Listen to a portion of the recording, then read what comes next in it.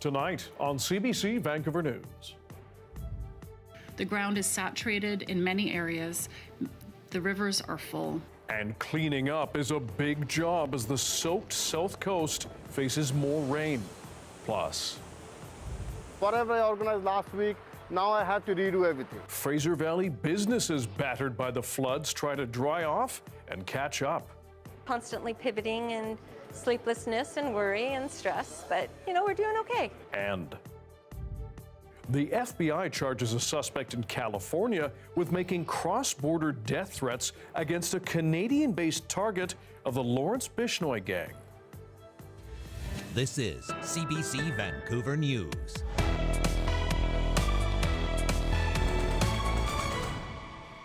Hello, I'm Dan Burritt. Thanks for joining us. Rainfall warnings remain in effect for parts of the flooded Fraser Valley, despite a few breaks in the weather earlier in the day. Across BC, tens of thousands of BC Hydro customers have been left in the dark, much of that from wind and toppled trees. And as Kier Junos reports from Chilliwack, crews are trying to clear out debris caused by several days of heavy rain. Well, here's one effect of the high water levels over the past few days. Logs and branches piling up against the Keith Wilson Bridge here in Chilliwack and an excavator working to clear the debris. BC's emergency management minister says around 100 properties in the province are under evacuation order and 1,200 under evacuation alert. Despite some breaks in the weather, the rain has come down in sheets. The ground is saturated in many areas. The rivers are full. Additional rainfall is going to increase the potential for more flooding and landslides. Folks should avoid riverbanks and waterways. The water is very high and the banks may not be stable. Despite the rain and wind, people are still walking the Peach Park Trail along the Chilliwack River. Before I came to live here, it came up over the top of this and flooded the whole area. The snow that did fall is now also melting along with the rain, so that's why the river is up so high, and that's what happened in 21 as well. We still want to come out and see it when we can, when it's safe. What do you think about the river, my love? Deep. Flooded farms and Highway 1 briefly shut down, similar impacts to the devastating floods of 2021. Years later, local leaders are still looking for more specific funding commitments from Ottawa. The federal emergency management minister says there is money ready. There are various funding streams available. Budget 2025 announces major infrastructure funding, and it includes monies that are focused on climate adaptation and resiliency. For people here, that funding can't flow soon enough. Kier Junos, CBC News, Chilliwack. Meanwhile, this is the Seymour River in North Vancouver running high and fast earlier in the day. Heavy rain and warm temperatures are melting snow up on the mountains. The River Forecast Center says levels have already reached a 50-year flow. The agency warns it's possible other North Shore rivers will reach flood levels later in the day. Despite some receding water, flood response is still very active in Abbotsford. Many businesses there are scrambling to regroup after being forced to close or divert. The CBC's Benit Brach checked in with some of them. Second trip for the port. The backlogs from breaching floodwaters and highway closures being felt business to business. And I have, I think, about 16 trucks booked for tomorrow, and they're all delayed too. With water levels receding on the roads, truck drivers are playing catch-up. At Jatinder Gill's company, he says some drivers are now making trips to the Vancouver port 2 or 3 times a day. It's affecting everybody, not only the trucking, the people who need these pipes, the people who need the lumbers. To get the goods moving, Gill says he's paying out of pocket for drivers working overtime. Pipes, lumber to construction equipment now facing days of delays. Whatever I organized last week, now I have to redo everything. So busy. And the trucks are not getting back on time. The flood impact also hitting local shops like this cafe. After 4 days, the open sign is back on. It's been a challenging few days of constantly pivoting and sleeplessness and worry and stress, but we're doing okay. Flooding on the roads meant the entire plaza was closed off to business. It impacts the bottom line. It's going to impact what I can order, how I can order. It's affected our cash flow. So hopefully we'll stay busy within the next few days. She's relieved to be welcoming back customers here and keeping optimistic for the future. And when it comes to further reprieve for residents and businesses, the BC government says damage assessments are still underway, but it's been working to improve the process for disaster financial assistance. That program helps cover uninsurable losses in widespread events. Making improvements to who's eligible. There's a broader category now. Making sure that we're expanding that eligibility is important for access to the program. And we also increase the maximum disaster financial assistance limit. One effort to help eligible businesses, farms, and homeowners bounce back. Benit Brach, CBC News, Abbotsford. Well, heavy rain did force the closure of some major highways in the province, and some of them remain shut. Drive BC says Highway 3 is still shut down between Hope and Eastgate. It says its team is working on slope and culvert repairs and cleaning up debris. Highway 1, meanwhile, has reopened between exit 92 and exit 104. It is also open between exit 135 and Hudson Bay Street. Drive BC says to expect delays and lower speed limits. They're also urging drivers to stay off side roads in the area as they can present serious damage even if waters have dropped.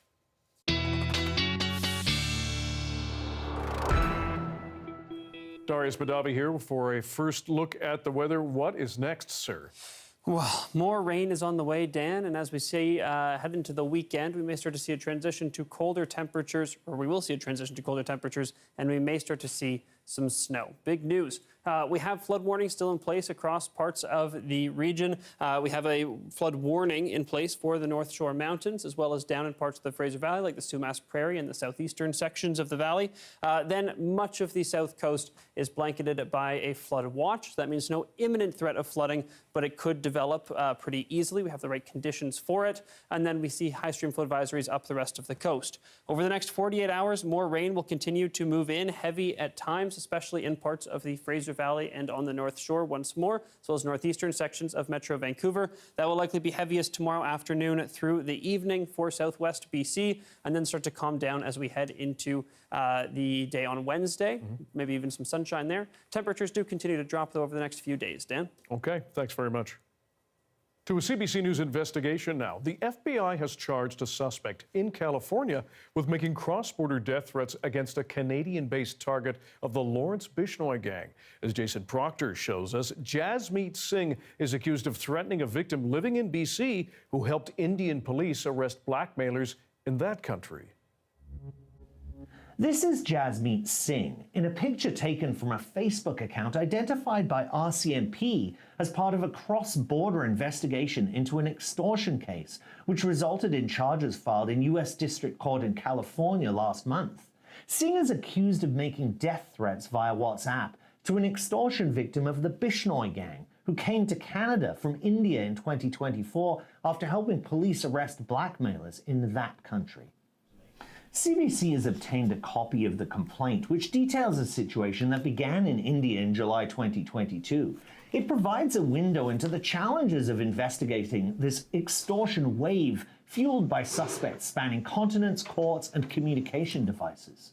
According to the FBI, the victim met a woman in India and her associate, who then threatened to make rape allegations if they weren't paid $250,000 US. Instead of paying, the victim helped Indian police arrest the blackmailers, which led to threats in India from someone claiming to speak for the Bishnoi gang. The victim relocated to Canada in January 2024. Police don't say where exactly, but they do say the victim lives in the Pacific time zone, which means it's most likely BC. The threats followed, starting up again in May 2024 on the day the blackmailers were officially charged in an Indian court. The threats came via WhatsApp, in voicemails and video calls. You're going to die in Canada.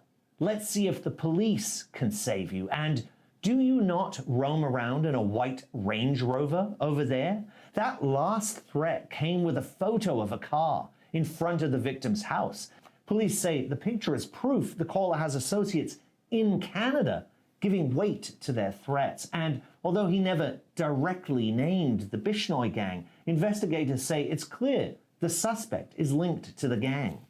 According to the court documents, the victim went to RCMP, sharing a screen grab of the caller, which police matched to Jasmeet Singh's Facebook account and his California driver's license photo.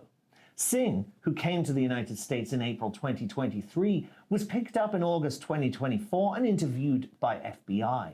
He remains in custody, awaiting indictment on charges of making interstate threats. None of the charges against him have been proven in court. Jason Proctor, CBC News, Vancouver. A right-of-centre political party formed by two former BC Conservatives is on the verge of collapse. One BC has announced MLA Dallas Brody has been removed as leader. This has led to a war of words on social media. Now Brody promises to fight her ouster. The CBC's legislative reporter Katie DeRosa has more on the turmoil. Well, that's the question we're all asking, Dan. One BC is made up of two MLAs, Dallas Brody and Tara Armstrong. Now, Armstrong took to social media over the weekend to share a letter signed by herself and two One BC staffers, Tim Thielman and Paul Ratchford, saying that they had removed Dallas Brody because they've lost confidence in her leadership. They allege she yelled at staff members and tried to access party assets and databases without authorization. Now, Brody did not specifically address that allegation in an interview with CBC, but insists that she will remain the party's leader. And she says the situation deteriorated because she wanted her chief of staff to fire a junior staffer who she says had extreme views. Here's Brody. There was a staffer on our team who I had been concerned about for many months, and I had raised it on several different occasions. And despite my repeated requests that he be let go from our team, I was rebuffed in that. So Brody says that's what led her to fire the chief of staff, and that's what led to this split between Brody and Armstrong. And Katie, what does this mean for One BC's status as a party in the legislature? Well, a political party needs two MLAs to be recognized in the legislature as an official party. I talked to independent MLA Jordan Keeley, who left the Conservatives in solidarity with Brody. He has no plans to join One BC. So that could leave One BC basically collapsed as a party, losing taxpayer-funded resources and basically not having any questions in question period. Katie DeRosa in Victoria. The city of Nanaimo has received a grant from Ottawa to strengthen how it responds to overdoses. It's bought new trucks and equipment for its community safety officers.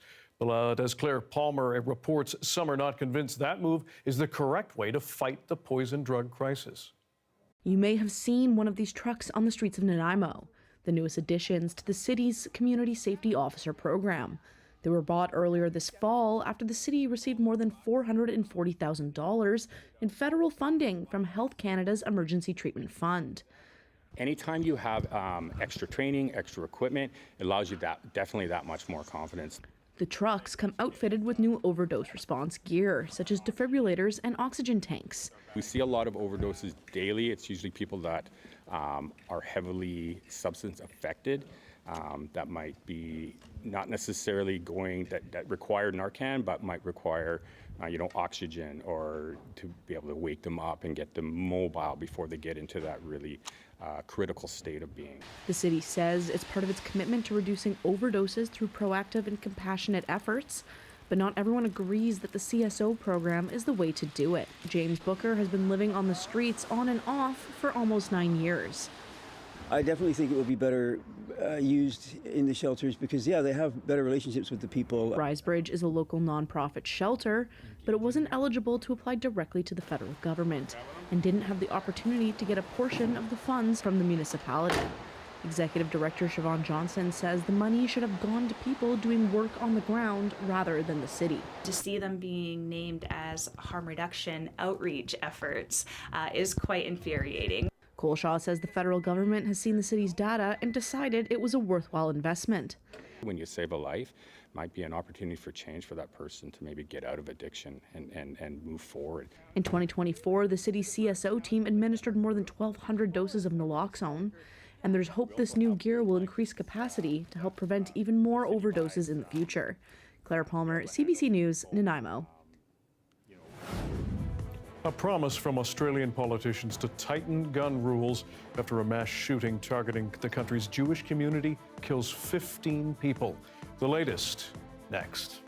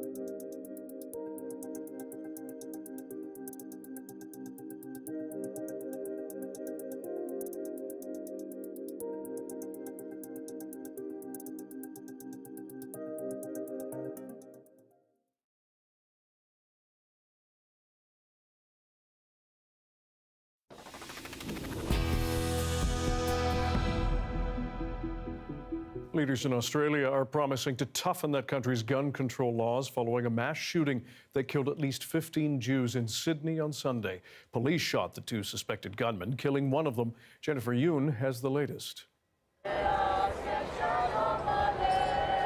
At the site of a massacre targeting the Jewish community, grief, fear, and defiance, lighting the menorah while remembering those shot celebrating Hanukkah.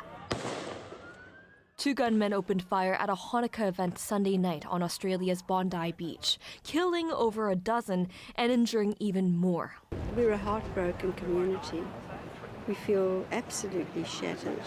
We feel that we've been abandoned. It feels really vulnerable. It feels like you always hear that on the news, but it never happens to us here. Among those killed, a Holocaust survivor who reportedly died shielding his wife, a rabbi who helped organize the celebration, a French national who was a promising soccer player, and a 10-year-old girl named Matilda, whose parents are left despondent.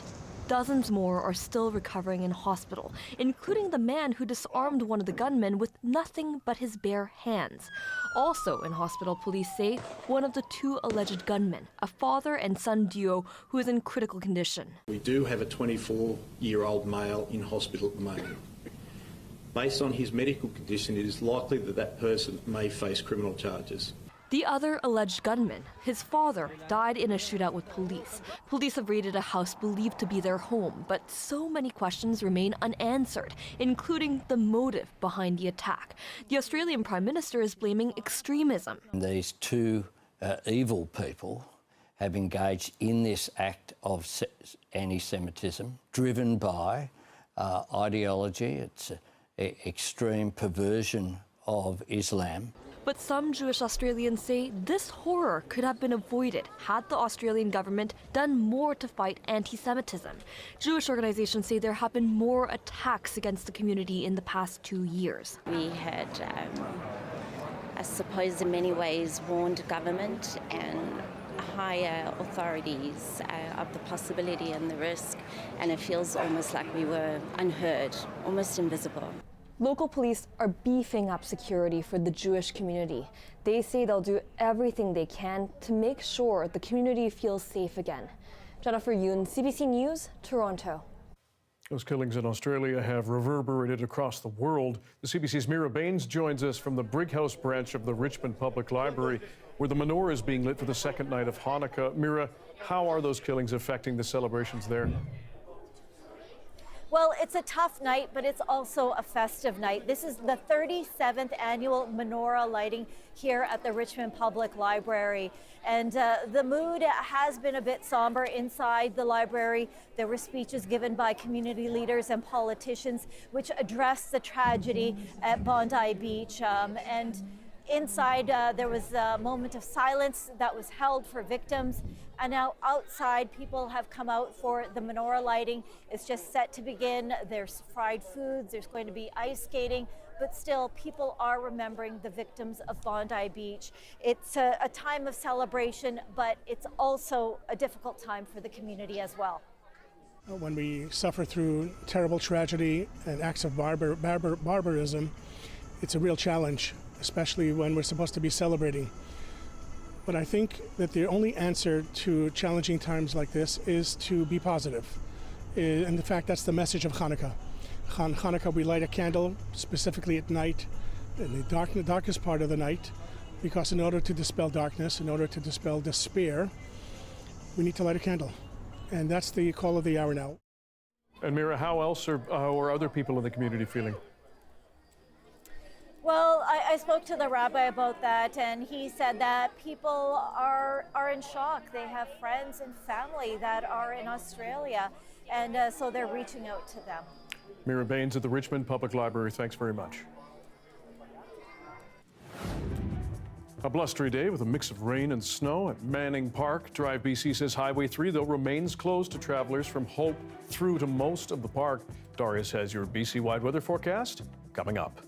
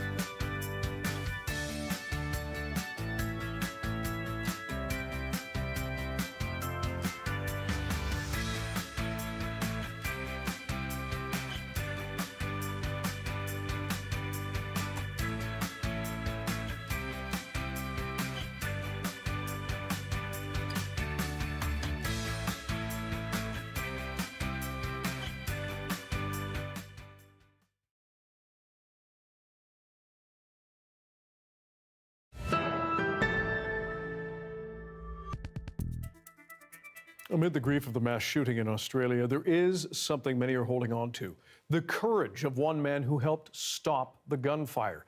Ashley Fraser introduces us to the bystander, now being called a hero.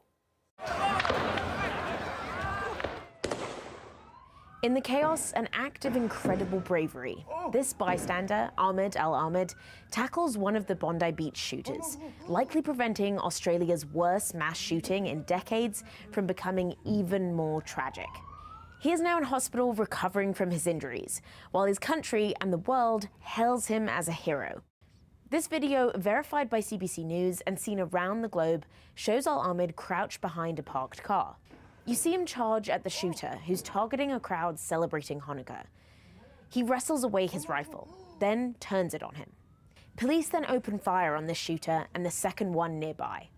His father says Al-Ahmed was just getting coffee when he noticed the shooter hiding. Before jumping into action, he reportedly told his cousin, "I'm going to die," and to tell his family he tried to save lives. He's a hero. 100% he's a hero. His father says that he used to serve in the Syrian security forces before moving to Australia in 2006, where he's now a citizen.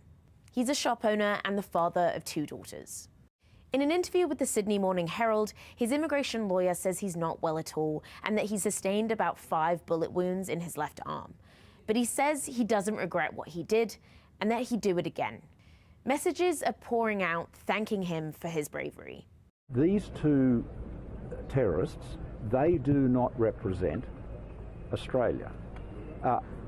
Mr. Ahmed, who tackled one of the terrorists, he represents Australia far more, vastly more, than anyone that is filled with hatred. A GoFundMe has been set up to help Al-Ahmed's recovery and has already raised a remarkable amount of money. I just can't believe he had the courage to run straight in and put his body on the line for so many people. A selfless act that saved so many. Ashley Fraser, CBC News, Toronto.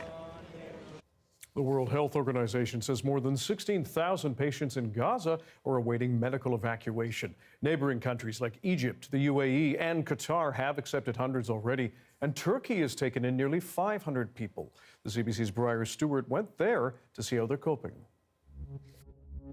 This is an encampment in Adana, Turkey. It's in the eastern part of the country. And these trailers here, there's more than 500 of them, they were built in 2023 to house the victims of the very deadly earthquake in this part of the country. The Turkish government was actually getting ready to tear this all down, but now these units are starting to be used for families from Gaza. There are 9 different families living here, and more are expected even today as we're here. And all of these families were brought out of Gaza through a medical evacuation program that is kind of overseen by the World Health Organization. What they say is that there are thousands of people in Gaza that are in desperate need of treatment, and they're asking Israel to open the borders more so more people can go out, and they also want countries to take in patients. His nerve injury. We spoke to a man named Mohammed Hamouda who was injured in an explosion that happened on the street back in June. He has severe damage to both of his legs. He was brought here along with his wife and 3 children. They need to learn, and they need to play, and they need to discover the world. They need me to support them. For Hamouda, one of his big concerns is just what will their life be like in Turkey. He used to work as a physiotherapist in Gaza. He fears he'll never be able to do that again because of his injuries. The children aren't yet in school. He doesn't know the language of Turkish, and he's really worried about just how he will be able to provide for his family as they continue to settle here. Briar Stewart, CBC News, Adana. Rob Reiner's younger son has now been arrested in connection with the murder of the legendary filmmaker and his wife. The couple was found dead in their Los Angeles area home on Sunday. Reiner is known for directing iconic films like When Harry Met Sally, The Princess Bride, and A Few Good Men, among others. Nick Reiner is being held without bail. The 32-year-old has spoken openly about his struggles with homelessness and addiction throughout the years. He and his dad had worked on a movie that was loosely based on his troubled life. Guys, come right here, Rob, right here. A tragic goodbye to a Hollywood powerhouse. Rob Reiner and his wife, Michelle Singer Reiner, found dead in their Hollywood home Sunday. The son of comedy legend Carl Reiner, Reiner first found fame on screen, bringing the laughs as Michael Meathead Stivic on the 1970s sitcom All in the Family. He later moved behind the camera, directing some of the biggest hits of the 80s and 90s. Until they tell me you can't do this anymore, I'm going to keep doing it. He defined the mockumentary with This Is Spinal Tap, stole hearts with The Princess Bride and the genre-defining rom-com When Harry Met Sally, and brought fans A Few Good Men and Stand By Me, a memory Jerry O'Connell holds close. Rob was like a father to me. Everything I have is because of Rob Reiner. Everything I have. Everything I have. It's just a sad, shocking day. Reiner also co-founded Castle Rock Entertainment, the studio behind hits like The Shawshank Redemption and Seinfeld. He had one of the kind of greatest unparalleled runs as a Hollywood filmmaker. So many of the sayings that have really just infused our language. You can't handle the truth, inconceivable. I mean, you trace those all back to Rob Reiner. Behind the scenes, he was a vocal Democratic activist, a tireless champion of LGBTQIA+ rights and early childhood development, and an outspoken critic of Donald Trump and his policies. Tributes for the late actor and his wife came quickly. Former President Barack Obama said they will be remembered for the values they championed. Director Joe Russo wrote, "We lost one of the few good men." And Stephen King called him a wonderful friend, a political ally, and brilliant filmmaker, writing, "You always stood by me." Rob Reiner was 78, Michelle Singer was 68. Griffin Yeager, CBC News, Toronto.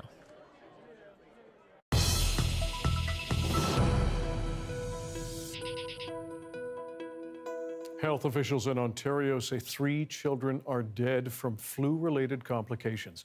Details are slim, but all 3 died this month. And as Lauren Pelly explains, their deaths come as that province sees a rapid rise in flu cases. Flu keeps filling children's hospitals, and now officials say 3 children in the Ottawa area have died. It is unusual to see this number of deaths over such a short period of time. Ottawa's top doctor says the children were between the ages of 5 and 9 years old, but did not say if they were vaccinated or had any other health concerns. CHEO, the Children's Hospital of Eastern Ontario, also says it's facing a surge of patients. More than 300 tests came back positive for influenza in the first 10 days of December, a striking spike compared to the same period last year when there were just 11. Ontario data also shows more than half of flu tests across the province are now coming back positive among kids and teens. That's sky high. That means the amount of influenza circulating among school-aged kids is really tremendous right now. It's devastating every time that we hear stories like this, because nobody wants anyone to go through this. Jill Promoli lost her 2-year-old son Jude to influenza in 2016.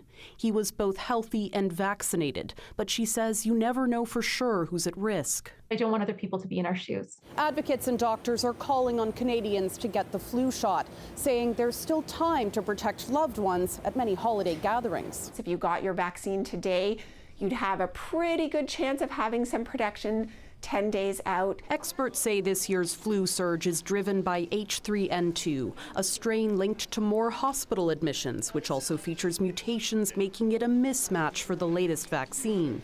This pediatrician says the flu shot is never perfect, but it's better than nothing. And in a bad flu season like this, every bit of protection counts. Lauren Pelly, CBC News, Toronto. Health officials in this province are also warning of a spike in influenza cases in younger people. The BC Centre for Disease Control is reporting higher cases among children, which it says has led to an increase in hospital emergency visits. Thankfully, no one has died so far. Dr. Tom McLaughlin is a pediatrician at BC Women's and Children's Hospital and joins us now. Doctor, thanks for being here. So the BC CDC numbers show an increase in visits to emergency wards. Is this unusual? Yeah, so every year we see an expected increase in children who present for respiratory illness to our emergency department or need to be admitted to hospital. When I spoke to colleagues today about how this compares to previous years, we're seeing the expected increase here in Vancouver. Okay. And when those cases come in, Some of the concerns we've heard are, or when we ask, are these cases people who have been vaccinated with the flu or not? Can you break that down for us? How many people are showing up unvaccinated and vaccinated? Yeah, I don't have a precise number for you, but what I can definitely say is that by being vaccinated, you are reducing your own and your children's risk of both serious disease and all disease. So it's one of the best things you could do to never have to be in the emergency department or not to be admitted to hospital. Okay, but you have no sense of whether or not you're seeing perhaps a reluctance from people who are coming in to get the flu vaccine? Yes, I do think that this year, like in the last few years, we are seeing an increase in people who are hesitant, who might have been exposed to misinformation about vaccines. We do see that this year. And what we can say in general is that when we look at every year, when we look at studies, the kids who are coming into hospital, there are more kids who are unvaccinated proportionally. Now, the Ontario's Health Authority reported, as we said, 3 children have died due to flu-related complications. We don't know all the details of those cases, whether or not there were pre-existing conditions. What are some of those risk factors when it comes to when people get the flu, even if they don't have pre-existing conditions? Yeah, and hearing that news, it's a tragedy. And Indeed. Every child who passes away from illness is something that we should take pause about. There are some children who are at higher risk. People who have had prematurity, who have complex health conditions, who have neurologic conditions, who have reduced immune systems, cardiac conditions. There's a long list of things, and those children rely on vaccines just like all of us, but also rely on all of us to help prevent spread to them who are at highest risk. We have heard concerns that, and perhaps reports, that this year's vaccine may not be a perfect match to the dominant strain we're seeing. That's correct. What would you say to people who think, well, should I still get the vaccine that is being offered? Yeah, yes, do still get it. It is true, the strains that are moving through the Northern Hemisphere are less well matched to the vaccine this year. We do see from the Southern Hemisphere that people who got the vaccine had a 50% reduction in need for hospitalization. That's a big reduction. So with this mismatch, it might be a lower number than that, but it's not going to be zero, and these things are still the best thing that you can do. And normally a vaccine is not 100%. In terms of the flu vaccine isn't a 100% match. Is that correct? That's correct. And the flu, every year, scientists around the world come together and try to predict what the most likely strains are. Flu is a very changeable virus. You hear about H3N2 and H1N1 and all these different strains, and there's even more details than that. We make our best guesses. And then even when those things are not perfectly matched, there's still immense value in the vaccines. All right. Dr. Tom McLaughlin with BC Women's and Children's Hospital. We appreciate your time and your expertise. Thanks for joining us. Thank you so much.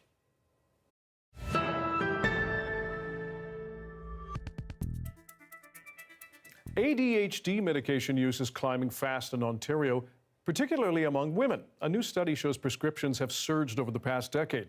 Christine Burek now with the findings and why experts are urging caution. New Canadian research shows the use of ADHD medications has skyrocketed. I think that there are good things about these results, and there are things that are quite concerning. ADHD, or attention deficit hyperactivity disorder, is a brain-based condition that makes it harder to focus, control impulses, and regulate activity levels. The study of over 15 million people in Ontario shows prescriptions for ADHD meds have surged 157% since 2015 and spiked up during the pandemic. Women over 25 saw the largest increases at 421%, followed by women over 18. Children also saw rising prescriptions, with girls outpacing boys. The stigma has been reduced. When Alicia Dacey's daughter began showing symptoms 3 years ago, they were both diagnosed with ADHD.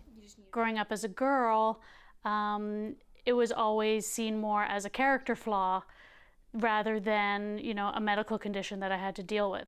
Experts welcome greater awareness, but say the rise of private virtual clinics offering quick ADHD assessments is promoting overdiagnosis, along with social disruption during the pandemic and increased screen time.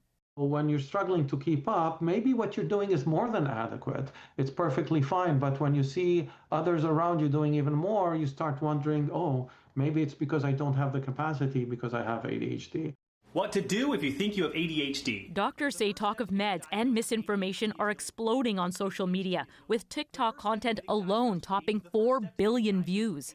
I get worried when you have such large numbers of people on these medications that you start creating harms in the population.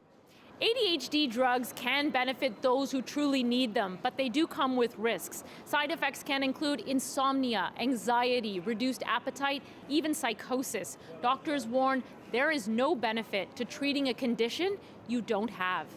Christine Burak, CBC News, Toronto. Some weather warnings are slowly coming down for BC after yet another atmospheric river brought flood warnings and watches. As the recovery continues, what's next? More in our top story after this.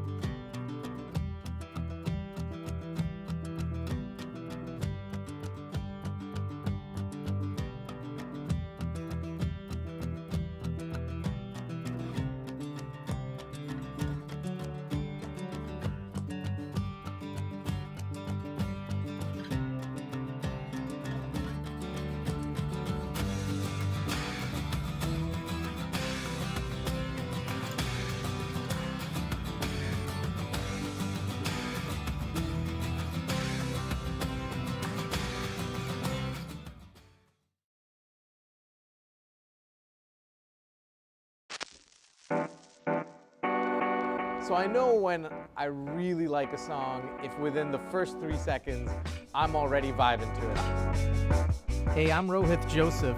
Vibin' is the new show all about discovering great new songs and fresh artists from across BC and beyond. It's not one person dictating what good music is, it's the community sharing what good music is. Stream Vibin' on CBC Listen.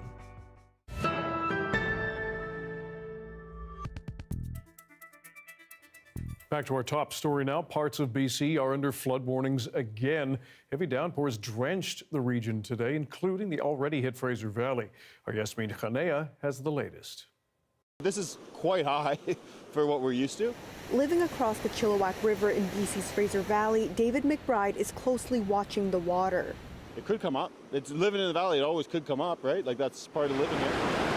Environment Canada issued more flood warnings Monday, with as much as 80 millimeters of rain in the forecast. This remains a dynamic and evolving situation, and the risks are real.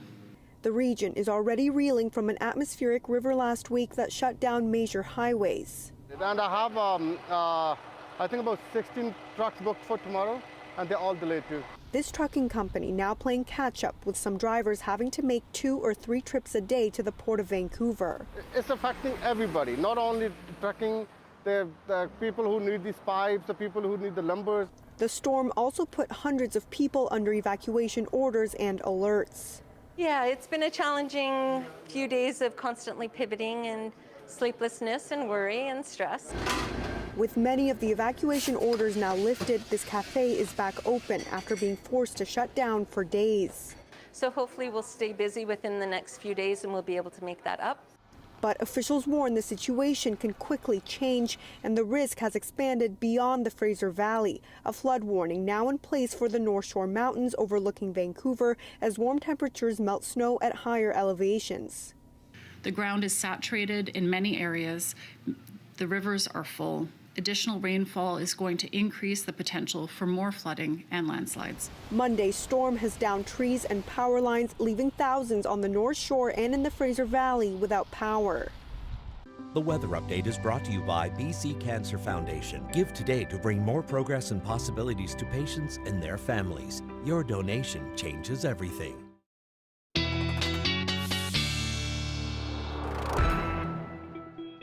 Our science and climate specialist Darius Madavi now with the BC-wide weather forecast, and it just keeps on coming.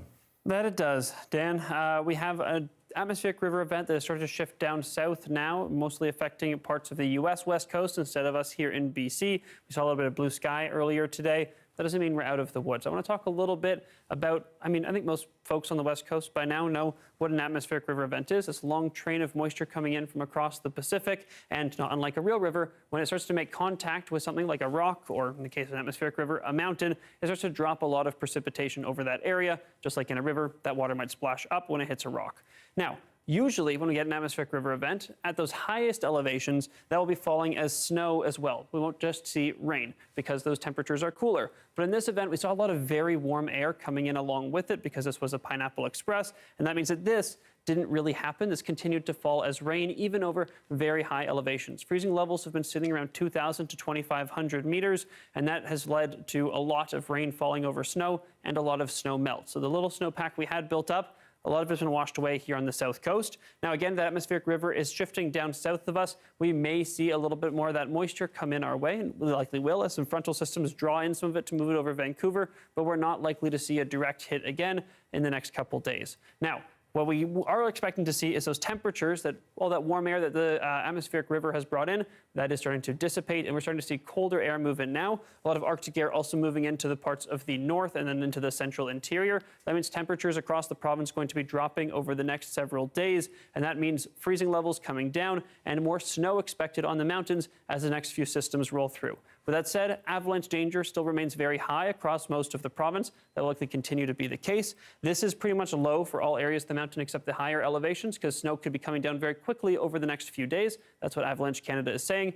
Precipitation totals here also include through the day today. So today, tomorrow, and Wednesday, very high totals. But again, a lot of that rain did come today as well. So we can count that out by this point. But it's worth seeing that full picture because we are seeing more rain on the way. And we do continue to see that flooding risk.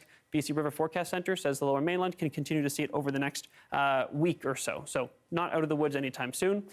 Conditions across the province, a bit of sunshine, a lot of places seeing a mix of snow and rain. And Dan, that might be the case for us as we get into the weekend and early next week. Places over 200 meters in elevation, even Metro Vancouver, so think SFU. May start to see some accumulating snowfall as we get into the weekend. Okay, we'll add it to the list. Thanks, Darius. Thank you. $2.2 million and counting. Coming up next, we're going to take a look at your generosity for our annual campaign to help BC's food banks. Stick around.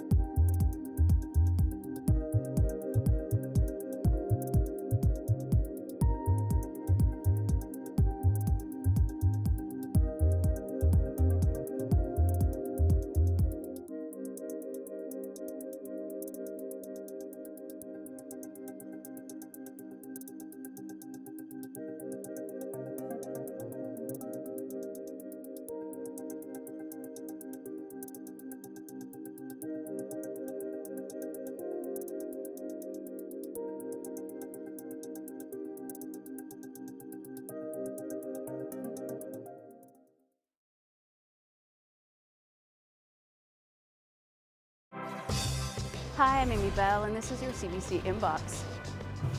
CBC is a returning partner of the Push International Performing Arts Festival, January 22nd to February 8th. The festival features presentations of groundbreaking contemporary works of theater, dance, music, and multimedia.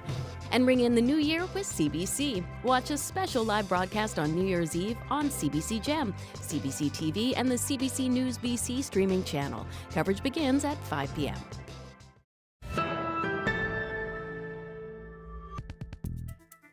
The CBC's Make the Season Kind event took place here on December 5th, and that day you helped raise more than $2 million for food banks across this province. And despite the rainy weather, it was a day of fun, feeling, and so much giving. Our CBC team captured the day for us. Take a look. Today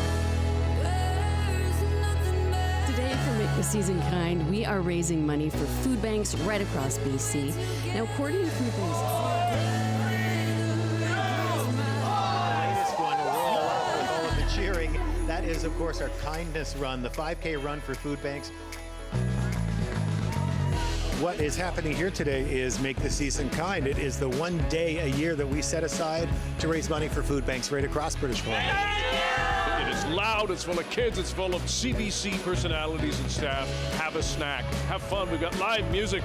Thank you for joining us. Those of you just logging on, you are at Make the Season Kind. Did I mention a karaoke contest?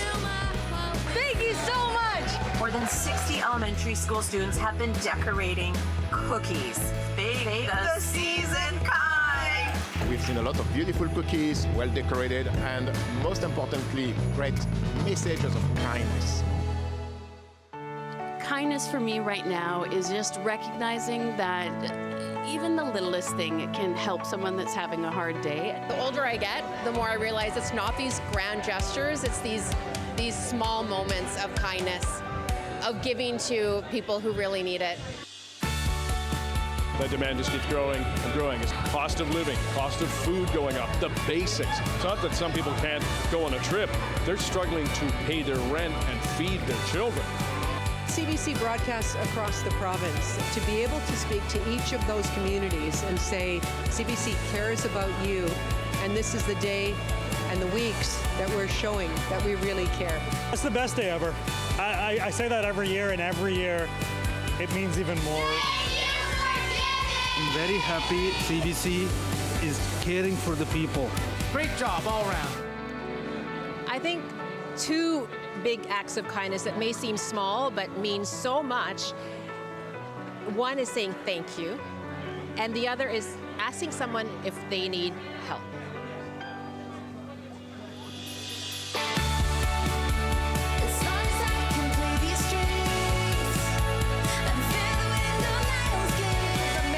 So far. Would you guys like to share your kindness messages? I wrote, always believe in yourself. I wrote, be kind to everyone around you. I wrote, be kind to yourself and others. At an event like this, it just brings out the best in people, and seeing that dollar number go up and up and up is amazing.